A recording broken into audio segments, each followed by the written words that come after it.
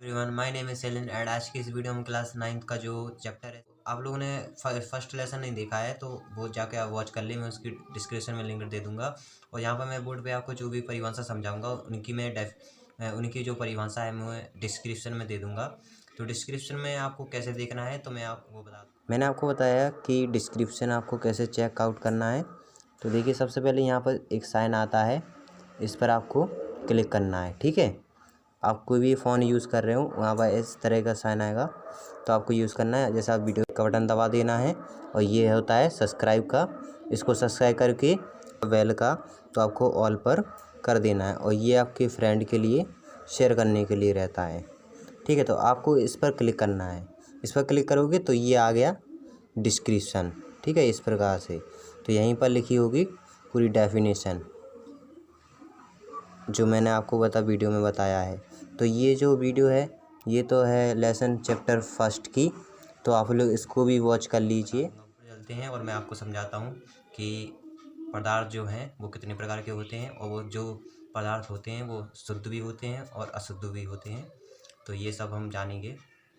ठीक है, हमारे जो आसपास के पदार्थ हैं वो सारे शुद्ध हैं या सारे जानेंगे हम आज इस लेसन में। तो बने रहें एंड तक। मैंने लेसन लिख लिया है 2 और ये जो है साइंस का लेसन है। साइंस का लेसन है 2 और ये जो है केमिस्ट्री का है 2 साइंस का और क्लास 9th का है। क्या हमारे आसपास के पदार्थ शुद्ध हैं या नहीं। ठीक है, तो पदार्थ की बात हो रही है यहाँ पर, तो हमें सबसे पहले लिख लेना है पदार्थ। ठीक है, अब पदार्थ तो आप लोग जानते होंगे।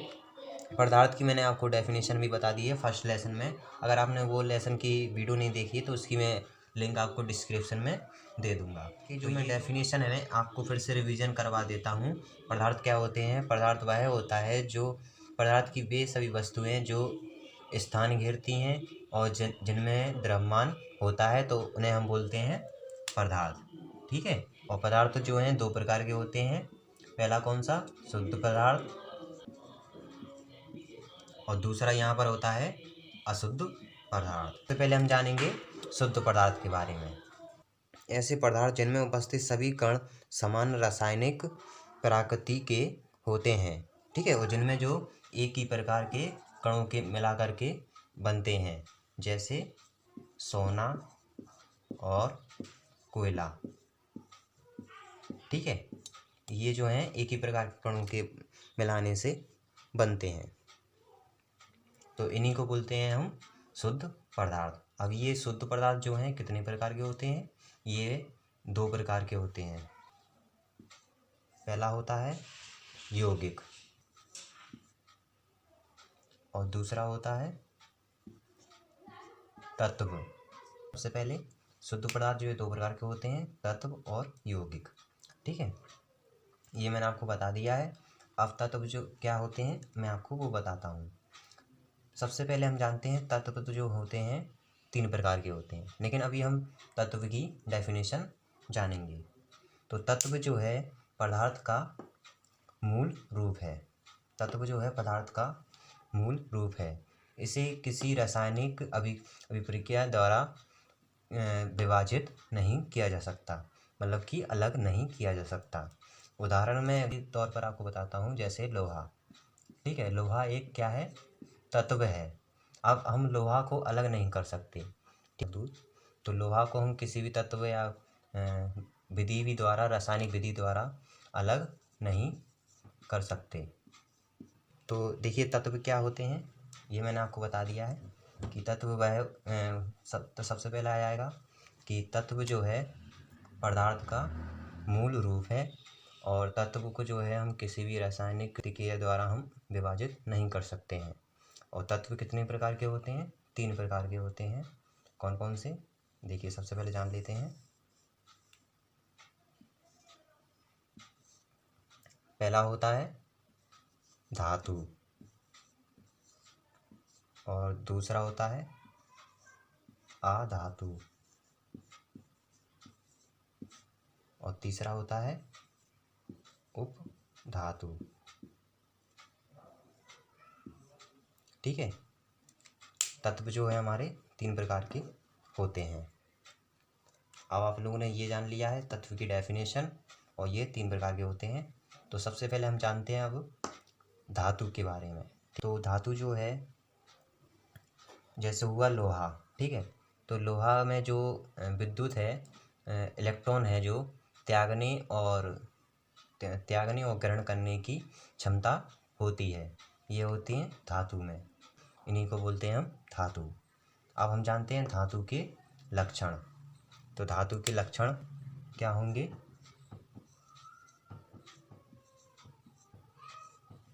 ठीक है, तो सबसे पहला लक्षण होगा कि ये चमकीले होते हैं, होती है। धातु जो है लक्षण में आ गया है, चमकीली होती है। अगर हम लोहा है जो, उसे अच्छे से रफ कर दें, रफ पेपर से अच्छे से, ठीक है, सैंड पेपर से, तो चमकने लगेगी। और दूसरा जो है, ये कैसे होते हैं? ये ताप व विद्युत की सुचालक होती हैं। अगर हम लोहे में विद्युत का करंट लगा दें तो वो एक दूसरे से टच होकर चल जाता है कोई भी विद्युत यंत्र, ठीक है। आपने देखा होगा बिजली का अगर लोहे से तार छिल जाता है तो उसमें करंट आने लगता है, ठीक है। तो भाई ये होगा, क्या होगा? सबसे पहले ताप में विद्युत क्या होते हैं? सुचालक होते हैं, ठीक है। तो ये इनका लक्षण है। और ये इनके जो हैं हम तार भी बना सकते हैं, पतले पतले।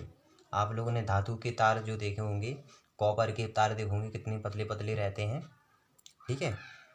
तो वही होते हैं, मतलब वो भी एक प्रकार का धातु हुआ ना। तो जो पतले पतले तार बनते हैं विद्युत के, लाइट के, तो वो उसी के हैं। तो वो धातु की कैटेगरी में आ जाएंगे, कि धातु की कैटेगरी के लक्षण में आ जाएंगे, कि जो धातु के जो तार हैं वो पतले पतले होते हैं और जिनमें जो विद्युत का जो सुचालक होते हैं, ठीक है। और ये चमकीले होते हैं, और ये पतले भी, पतले से पतले किए जा सकते हैं धातु के जो पदार्थ हैं, ठीक है। और इसमें जो एग्जाम्पल में आ जाएगा लोहा, और लोहे से पोटेशियम या कॉपर, ठीक है, सोडियम, ये जो है इसके उदाहरण हैं को, ठीक है। अब हम जानते हैं अधातु क्या होती है। मैंने जो आपको बताया इसमें धातु में कि जो इलेक्ट्रॉन हैं वो आसानी से त्याग देते हैं और ग्रहण भी कर लेते हैं, और अधातु जो हैं आसानी से इलेक्ट्रॉनों को त्याग नहीं पाते हैं, केवल ग्रहण कर लेते हैं, ठीक है। और इसके जो उदाहरण हैं वो है ऑक्सीजन। ऑक्सीजन जो है एक गैस है, और ये जो गैस है इसमें अगर इलेक्ट्रॉन हम जो देते हैं तो वो ग्रहण कर लेगा, लेकिन मतलब कि जो त्याग नहीं पाएगा, त्यागता मतलब देना, ठीक है। इलेक्ट्रॉन जो है हम इसमें दे सकते हैं और वापस ले नहीं सकते हैं। और धातु में मगर ऐसा नहीं है। लोहे में अगर हम तार लगाएंगे तो उससे हम इलेक्ट्रॉन ले भी सकते हैं, अधातु में लेकिन ऐसा नहीं है। अधातु के लक्षण, ठीक है। अधातु के लक्षण में आ जाएगा, सबसे पहले ये कैसे होते हैं अधातु के? ये होते हैं, इनमें जो है तीनों गैसें होती हैं। पदार्थ की कितनी गैसें हैं? 3, ठीक है। कौन कौन सी? ठोस, द्रव, गैस। तो अधातु में जो है तीनों गैस पाई जाती हैं। पदार्थ की तीनों गैस हैं, ठोस, द्रव, गैस, वो इनके अधातु की उसमें लक्षण में पाई जाती है इनमें। तो धातु में जो मैंने आपको बताया कि ये चमकीले होते हैं, तो अधातु का हो जाएगा कि ये चमकीले नहीं होते हैं, ठीक है। तो सेकंड इसका जो लक्षण हो जाएगा चमकीले, ये जो अधातु हैं वो चमकीली नहीं होती हैं। मतलब कि जैसे कि लोहा है, ये लोहा की एक पट्टी है, ठीक है, एक तरह से तार है। तो यहाँ से हमने विद्युत दिया, यहाँ से प्राप्त कर लिया, लेकिन ये है अधातु, तो यहाँ से हमने विद्युत दिया, यहाँ से प्राप्त नहीं कर पाए हम, ठीक है। तो ये हो जाएंगी, ये होती हैं सुचालक। और इसके जो लक्षण में आ जाएगा, अधातु के लक्षण में आ जाएगा, ये होती हैं कुचालक, ठीक है। तो इसके मैंने थर्ड आपको लक्षण बता दिए अधातु के, इनके लक्षण भी मैंने आपको बता दिए। अब हम जानते हैं उपधातु के बारे में। धातु और अधातु को अच्छे से पढ़ लिया और जान लिया कि धातु और अधातु क्या होते हैं, तो हमें उपधातु इतना कुछ आसानी से भी लर्न हो जाएगा।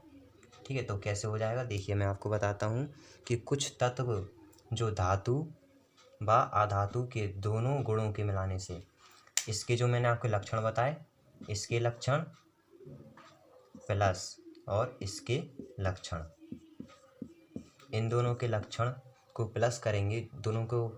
देखिए मैं आपको इसकी डेफिनेशन बताऊं उपधातु की, कि कुछ तत्व धातु व अधातु दोनों के गुणों को दर्शाते हैं। ठीक है, इन दोनों के गुणों को दर्शाते हैं, उन्हें हम बोलते हैं उपधातु। ठीक है, इसके भी गुण लक्षण बताते हैं, इसके भी गुण को बताते हैं और इसके भी गुणों को बताते हैं, तो उन्हें हम बोलते हैं उपधातु। और उदाहरण में बोरॉन और हो जाएगा सिलिकॉन। तत्व जो है हमने पढ़ लिया। अब हम पढ़ते हैं यौगिक। यौगिक क्या होते हैं? यौगिक वह पदार्थ है, यौगिक वह पदार्थ है जो दो या दो से अधिक तत्वों के निश्चित अनुपात, जो तत्व हैं, ठीक है, इनके जो निश्चित अनुपात हैं, निश्चित अनुपात रासायनिक संयोग के परिणाम स्वरूप, यानी जो तत्वों के निश्चित अनुपात हैं, अनुपात जैसे ऑक्सीजन का होता है 1:8। ठीक है, तो इनके जो निश्चित अनुपात के रासायनिक संयोग के परिणाम से बनता है, तो उन्हें हम बोलते हैं यौगिक तत्व, एक यौगिक पदार्थ। ठीक है, उन्हें हम यौगिक बोलते हैं, सीधी सी बात। ठीक है, और जैसे उदाहरण में आ जाएगा जल। ठीक है, तो जल जो है दो रासायनिक उसके द्वारा बनते हैं, रासायनिक अभिक्रिया द्वारा। जैसे रासायनिक के जल जो है किससे बनता है? पहला होता है हाइड्रोजन और प्लस करके बनता है ऑक्सीजन।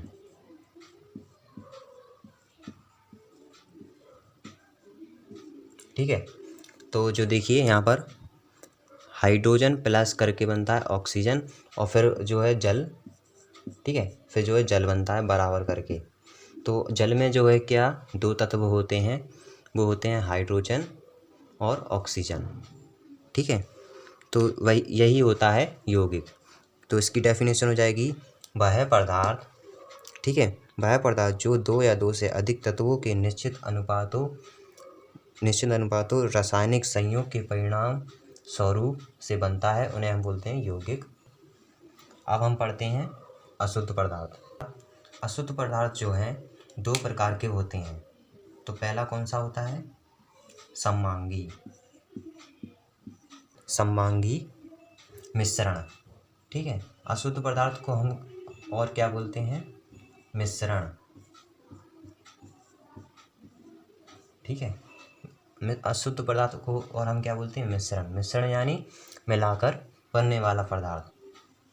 ठीक है, तो ये जो कितने प्रकार के होते हैं? दो प्रकार के। पहला होता है सममांगी और दूसरा जो होता है विषमांगी।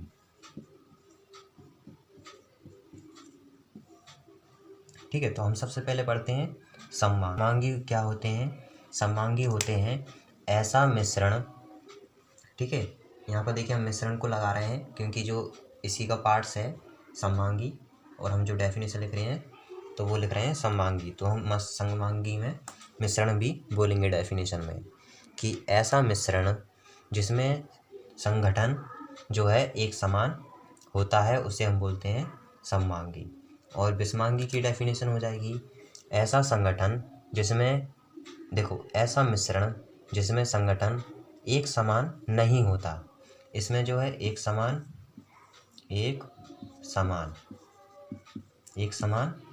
क्या होता है? संगठन माने मिलना, और इसमें जो है एक समान संगठन नहीं होना, तो ये हो जाएगा विषमांगी का। ठीक है, तो इसकी डेफिनेशन हो जाएगी ऐसा मिश्रण जिसमें संगठन एक समान होता है उसे हम बोलते हैं सममांगी मिश्रण। और इस विषमांगी का डेफिनेशन हो जाएगी ऐसा संगठन जिसमें एक समान ऐसा मिश्रण जिसमें संगठन एक समान नहीं होता उसे हम बोलते हैं विषमांगी मिश्रण। तो ये हो गई दोनों की डेफिनेशन। अब मैं आपको उदाहरण से समझाता हूँ, ठीक है।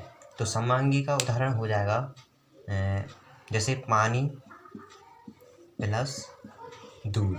पानी प्लस दूध, अगर हम पानी को दूध में मिक्स कर दें, मिला दें दोनों को, तो अब हमें पता नहीं चलेगा कि इसमें हमने पानी भी मिलाया है दूध में, ठीक है। और अगर हम विषमांगी की बात करें, विषमांगी के उदाहरण में आ जाता है पानी प्लस करके आ जाएगा रेत।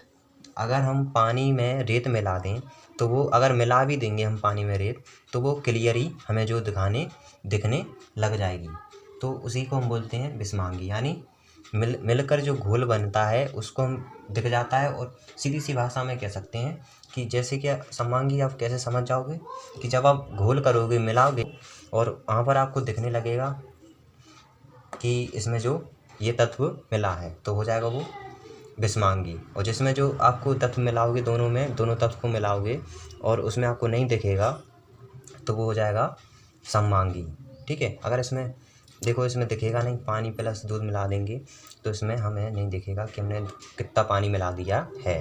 और विषमांगी में अगर हम पानी में रेत मिला देते हैं तो इसमें हमें पता चल जाएगा कि हमने कितनी रेत मिलाई है। घोल करेंगे तो हमें दिख जाएगा।